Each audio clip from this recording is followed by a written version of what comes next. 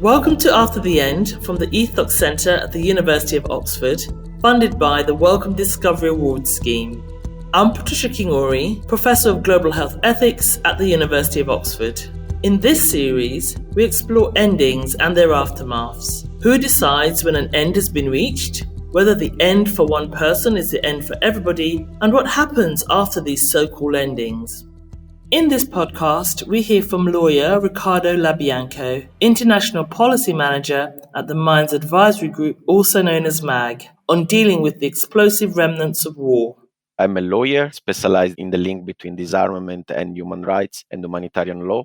MAG is an humanitarian disarmament organization which addresses and prevents the harm caused by conventional weaponry used during conflict.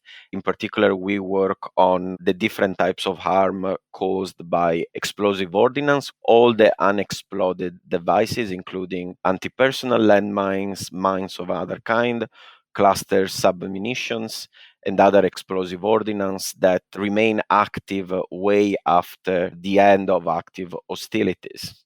The concept of end in our line of work is very relevant, and this is how I became involved with the work of Professor King-Ori, because we do have international treaties like the Anti-Personnel Mine Ban Convention or the Cluster Munition Convention, which specifically requires states to clear and destroy all the remnants or the explosive ordnance that pose harm, that pose risk to people and communities. This explosive ordnance, because of their failure rate, they might be launched or they might be emplaced, but they do not explode when required, and they remain active in a setting populated by people and communities. And so even when the active hostilities of a conflict might be declared as finished, that's not the end of a potential harm. When the guns are silenced, these explosive ordnance are left on the ground active, and they still pose a significant risk for the population living in the areas where these explosive ordnance are. So the formal end of the hostilities doesn't mean the end of the risk and the impact of this explosive ordnance in multiple harmful ways.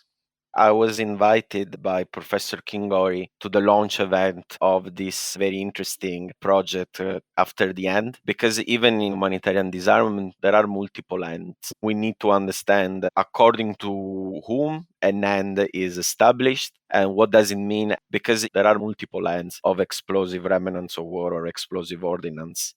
So when we speak about humanitarian disarmament, the main focus is on human security, so on the impact that weapons have on human lives, not only at the time of use of those weapons, but also the long-term effects and the risk that they pose to people and community. We do have right now in the humanitarian disarmament institutional and legal architecture, we do have different treaties that signpost some ends. Some of them are aspirational. For example, Article 5 of Anti-Personnel Mine Ban Convention establishes an obligation for states parties to destroy all the landmines present within their jurisdiction or under their control.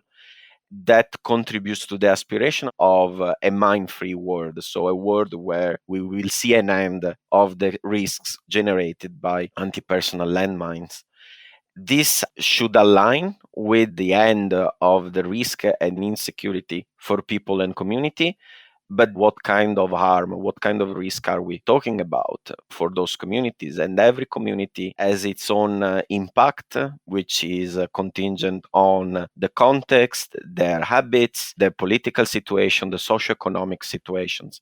For example, in Laos, in Cambodia, where we are seeing so-called legacy contamination of explosive ordnance dating back the 60s and the 70s, we still see communities that are affected by explosive ordnance in the way they procure and produce food, but we don't see yet the end of traditional way of farming and other agricultural tools that will not excessively disturb an ordinance if hit or found while farming, but this means important repercussions on the food security of those people.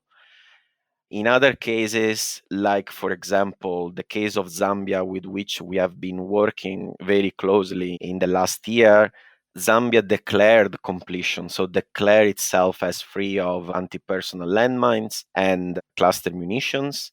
But despite the declaration of completion, they actually maintained an institutional framework able to capture the so-called residual risk, so the possible finding of previously unknown contamination. They had to raise the fact that they suspect the presence still of explosive ordnance. And on this regard, the case of Zambia is a positive one because they actually showed their preparedness to deal with a flexible conception of end. For me, a very interesting aspect of the After the End workshop was the fact that we were a group of scholars and practitioners dealing with the same concept of end, but then at the same time, different aspects of it. What was interesting is also to realize the human factor. The human factor can be very relevant in the sense that some types of end can be managed and they are manageable. That's, for example, the case in our situation, because many times the way in which we end risk, we end harm, it's through international assistance and cooperation. But in other cases, even with the highest level of cooperation among states, so in the case, for example, of climate change, it's definitely a human-made issue, but now it escaped the control of human beings. So it's an issue more of adaptation. Even at humanitarian disarmament level, we need to speak about adaptation when we cannot address the root causes of explosive ordnance contamination.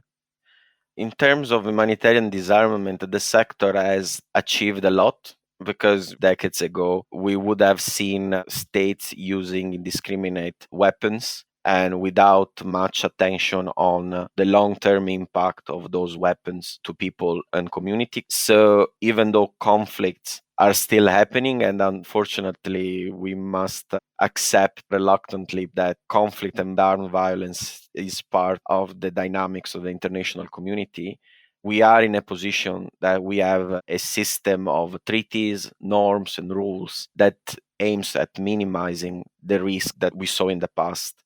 What we have to do is believe in this system and believe in the right of every state and of every person to live free from fear of explosive ordnance.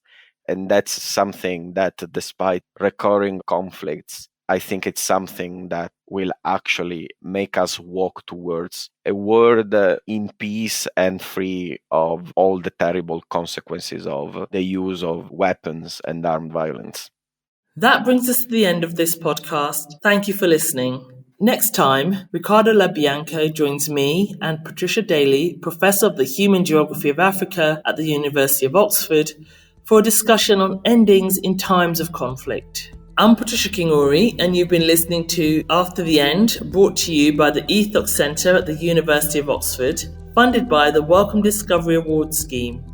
Please share this episode on and subscribe to the series wherever you get your podcasts. You can find more information about the After the End project on our website at www.aftertheend.squarespace.com.